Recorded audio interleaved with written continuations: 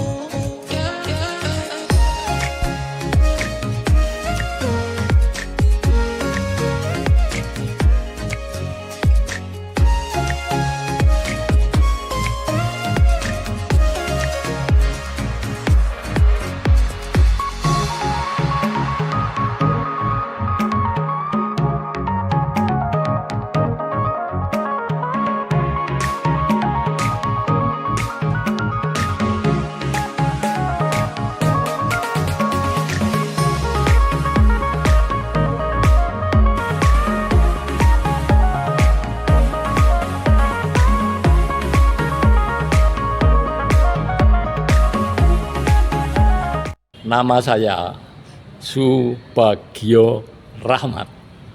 Pangkat saya Brigadir Jenderal TNI Marinir Purnawirawan.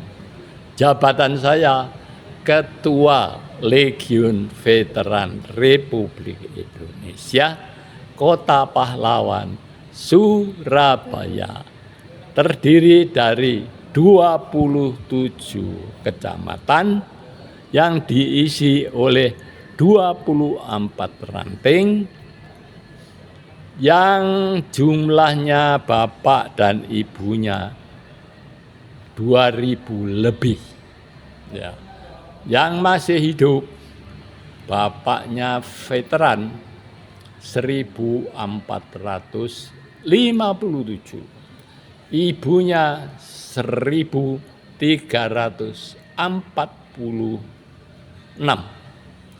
dan bapak ibu putra putrinya sekitar 400. Nah, itu menjadi tanggung jawab pembinaan saya yang telah diperintahkan oleh Departemen Hankam. Karena veteran bernaung di bawah Departemen Hankam. Anak saya 2, 1 kolonel di sekolah Sesko Gap Amerika, satunya lagi kerja jadi direktur navigasi, sekolah navigasi Kodi. Demikian. Anumerta. Kaplingnya di TMP. Itu MP. TMP ya. Jadi veteran mendapat penghargaan pemerintah. Sini loh, udah wedi-wedi, nggak apa-apa. Kono geser kono lho. Kok tidak masuk. Wong sama dengan cucu saya.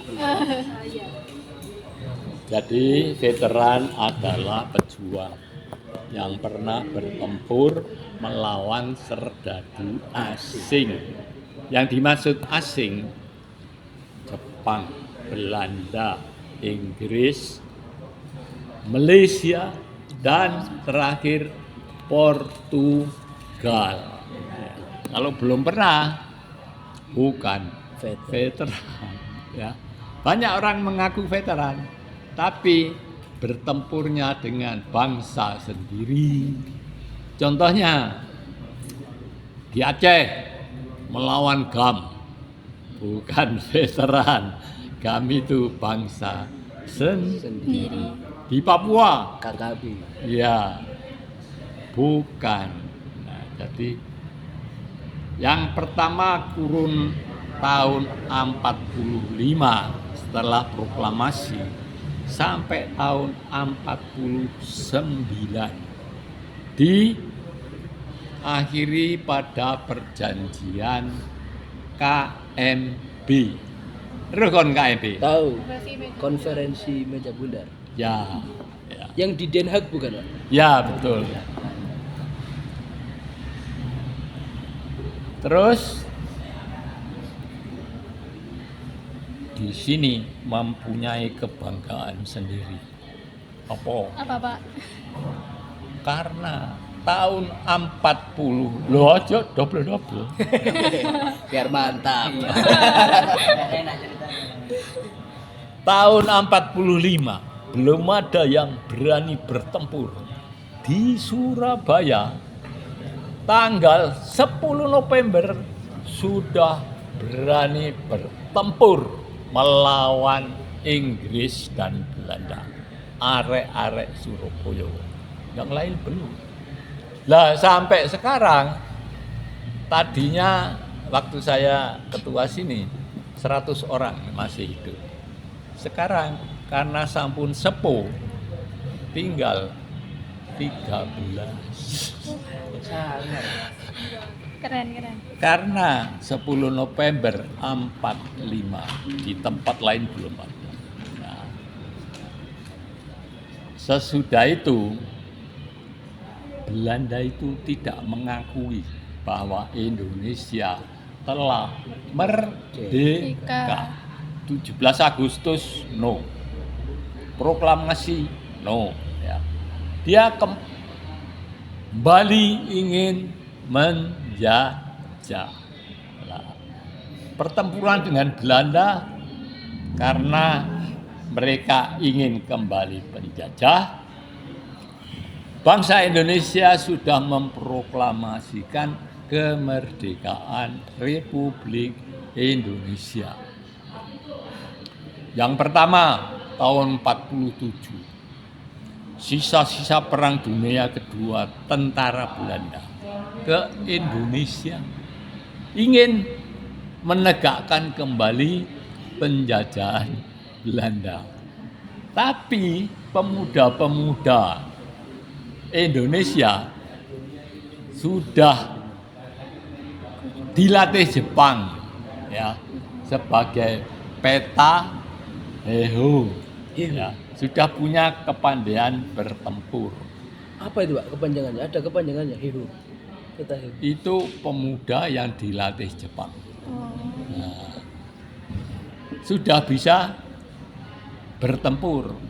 Itu yang melawan kedatangan pasukan Belanda tahun 47. Ya. Namanya dulu Clash pertama tahun 47. Kedatangan Belanda ingin kembali menjajah Indonesia dilawan oleh pemuda-pemuda laskar yang sudah dilatih Jepang. Ya. Kalah Belandanya. Ya. Kemudian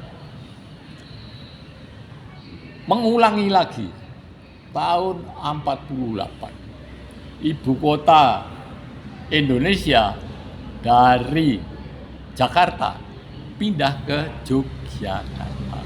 Ya. Di situ Presiden Soekarno berkantor. Ya.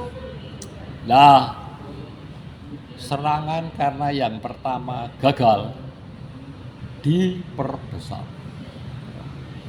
Dari Jakarta turun tank artileri, dari Semarang pasukan, ya. Ada yang pasukan paratroops merebut lapangan terbang Maguwo. Ya. Maguwarjo. Maguwo tahu? Enggak. Loh, Taunya Maguwarjo. dekatnya Klaten, Oh iya. dekatnya Sleman. Jogja. Maguwarjo Sleman.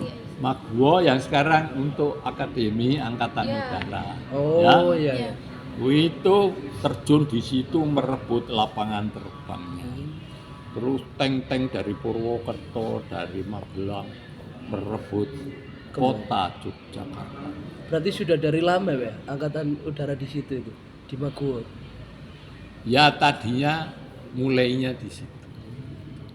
Nah setelah pertempuran karena beda senjata ya, dia bawa tank, bawa macam-macam. Tentara kita mundur.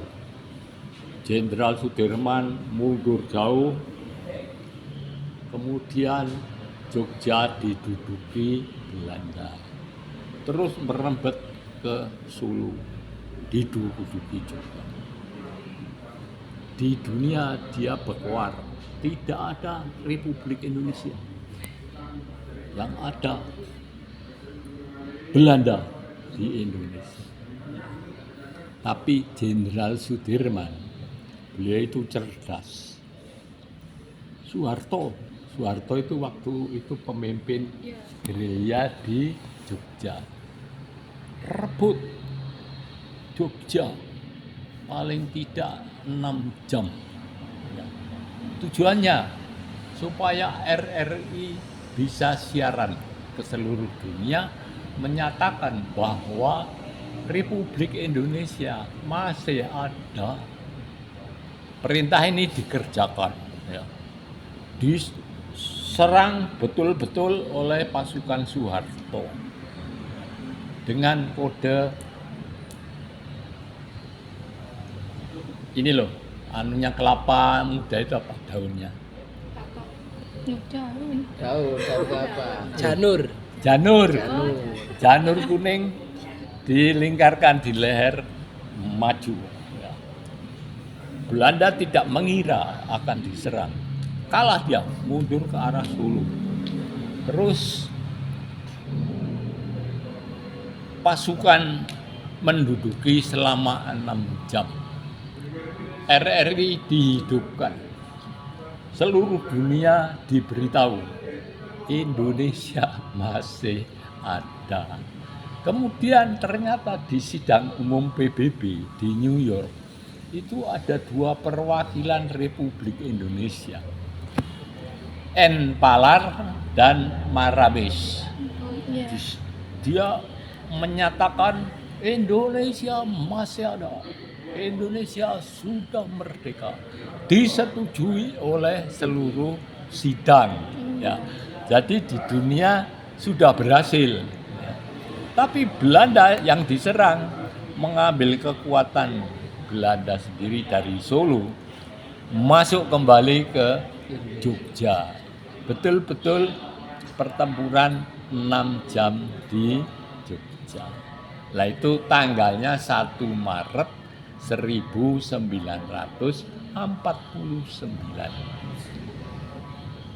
Pemerintah sekarang menandai 1 Maret setiap tahun sebagai Hari Kedaulatan Negara.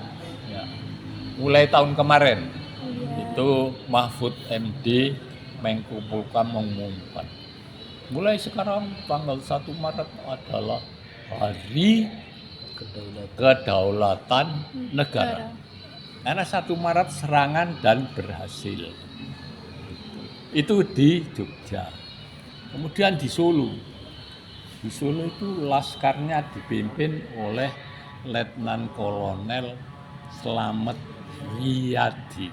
Ya, nanti dibikin nama jalan di sini. Selamat Riyadi. Terus para pemuda, ya ada SMA, SMP, menjadi tentara pelajar ya, yang dikomandani Mayor Ahmadi. 2 pemimpin itu menyerang Solo, bertempur selama 4 hari 4 malam dan menang. Kolonel Wolfs, komandan resimen Belanda, ditekan sampai mundur ke Kartosuro, ya. Sampai dengan Kartosuro. Ya. Kemudian karena merasa kalah, Belanda mendatangkan Bung Karno ke Solo supaya diberitahu laskar-laskar ceasefire. Tahu ceasefire? Gencatan senjata. Letkol Slamet Riyadi mau dengan catatan kita berunding. Hasil perundingan, seluruh karesidenan Surakarta menjadi milik Republik Indonesia. Nah, itu poinnya. Nah, di tanggal itu 10 Agustus 49, sekarang Bung Karno sendiri, sekarang tidak ada laskar, tidak ada pejuang, yang ada adalah veteran. Nah itu tanggal 10 Agustus tahun 49 dianggap sebagai kelahiran veteran.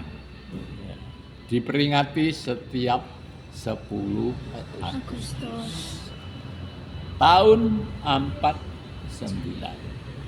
Kemudian karena keok terus bertempur dengan Indonesia, ini Belanda menyatakan saya mau mengakui Indonesia sebagai Republik Indonesia Serikat RIS tahun 49 di konferensi meja bundan.